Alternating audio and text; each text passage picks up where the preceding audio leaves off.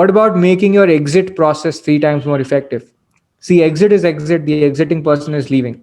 But if they do damage to the company post exit, you're in trouble. And yesterday, day before, I dealt with in detail on how to make your exit process 3 times more effective. And that would save costs for the company.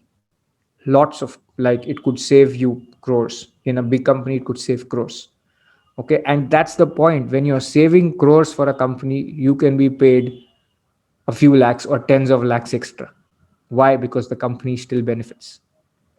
How to minimize and prevent damage from negative online reviews, whether it is Glassdoor or what about offline reviews, orally employees saying bad things about the company.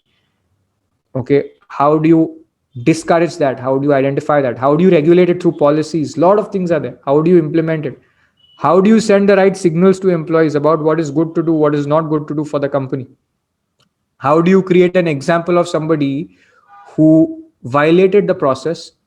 And how do you create appreciation for someone who left the company but followed your contract, so that you encourage the right kind of behavior? So how do you encourage the right kind of behavior from employees? Then the new issues. So data protection is one, anti-bribery is another, CSR, corporate social responsibility. HR managers have a huge role in responding to various CSR projects, selection of initiatives, sending reports. There's another session I did on CSR, and I discussed why HR managers are like the natural preferred choice to lead company CSR initiatives. Okay. And sometimes the corporate responsibility department is a sub part of the HR department. Okay. So imagine, as a HR manager, you're doing CSR, you're doing the regular HR work, you're doing data protection, you're doing trainings, you're doing all of this. You have a grip. Okay. A lot of this doesn't require all your time. It requires the high level of skills. Okay. You're doing all of this. Why will you not be promoted? You're saving the company 3 4 people's cost.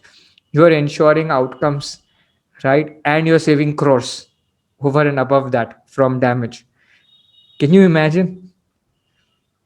Learn how to build a management information system and dashboards on HR matters. It could be dashboards of regulatory authorities, pending proceedings, inspection preparedness dashboard.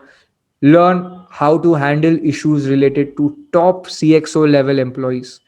If you are working with startups, okay, so CXO level employment contracts have a very, very different mechanism. They are way more complex, way more detailed. A lot of things are very different. There are things like clawback. There are many, 5 6 different special clauses are there for CXO level employees. Then anybody who's dealing with benefits and compensation in all these technology startups which are growing so fast, ESOPs and sweat equity is very important. Now, HR managers may not draft the plan, but they will be involved in implementation, because the board will need recommendation from the different managers who did how well and who should be rewarded with how many new options. Okay, and you will be involved in designing the plan with the teams, then in administering and implementing it. If you look at the last year's data, from November onwards, you have various newspapers covering something called stock option buyback.